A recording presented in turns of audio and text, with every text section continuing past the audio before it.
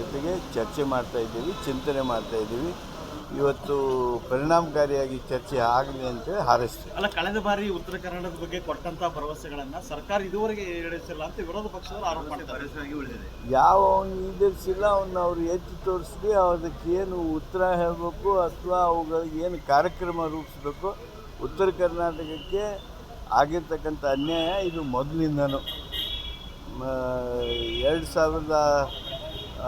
2000 ಇಸ್ವಿಯೊಳಗೆ ಅಂದರೆ 1999ರಿಂದ 2003ರಲ್ಲಿ ಏನು ಸರ್ಕಾರ ಇತ್ತು, ಆವಾಗ ನಂಜುಂಡಪ್ಪ ವರದಿ ಪ್ರಕಾರ ಕಾರ್ಯಕ್ರಮಗಳನ್ನು ರೂಪಿಸಿದ್ವಿ. ಅವನ್ನು ಮುಂದುವರಿಸ್ಕೊಂಡು ಬರಲಾಗಿದೆ. ಇನ್ನೂ ಹೆಚ್ಚು ಪರಿಣಾಮಕಾರಿಯಾಗಿರ್ತಕ್ಕಂಥ ಉತ್ತರ ಕರ್ನಾಟಕಕ್ಕೆ ನ್ಯಾಯ ನೀಡತಕ್ಕಂಥ ಕಾರ್ಯಕ್ರಮಗಳು ಬರಬೇಕು. ಅದಕ್ಕಾಗಿ ಸರ್ಕಾರ ಗಂಭೀರವಾಗಿ ಚಿಂತನೆ ಮಾಡ್ತಾ ಇದೆ.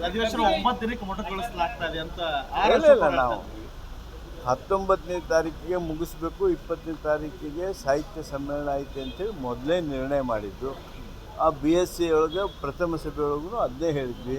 ಅವ್ರದ್ದು ಅದಕ್ಕೆ ಒಪ್ಪಿಗೆ ಇದೆ. ಆದ್ದರಿಂದ ನಾವು ಮೊಟಕುಗೊಳಿಸುವಂಥ ಪ್ರಶ್ನೆ ಇಲ್ಲ. ಇದು ಪಲಾಯನವಾದ ಅಂತ ಅವರು ಆರೋಪ ಮಾಡ್ತಾ ಇದ್ದಾರೆ. ಸರ್ಕಾರದ ಪಲಾಯನವಾದ. ಎದಕ್ಕೆ ಪಲಾಯನವಾದ? ಎದಕ್ಕೆ ಪಲಾಯನವಾದ? ಎಲ್ಲಿ ಒಂದು ಹಗರಣದ ಇವತ್ತಿನವರೆಗೂ ಒಂದು ವಾರ ಯಾರು ನೀವು ಹೇಳ್ತೀರಲ್ರಿ, ಅವ್ರು ಯಾರು ಹೇಳ್ಬೇಕಲ್ಲ ಅವನ್ನ. ವಿಧಾನಸಭೆ ಹೇಳ್ತೀನಿ, ವಿಧಾನಸಭೆ ವಿಧಾನ ಪರಿಷತ್ತು ಇರೋದು ಅಲ್ಲೈತಿ. ಅದು ಅಲ್ಲಿ ಅಂತ ಹೇಳ್ಬೇಕಲ್ಲ, ಅಲ್ಲಿಂದ ಬರೀರಿ ನೀವು. ಅಲ್ಲಿ ಬಗ್ಗೆ ಮಾತಾಡ್ತಾರೆ ಅಷ್ಟೇ.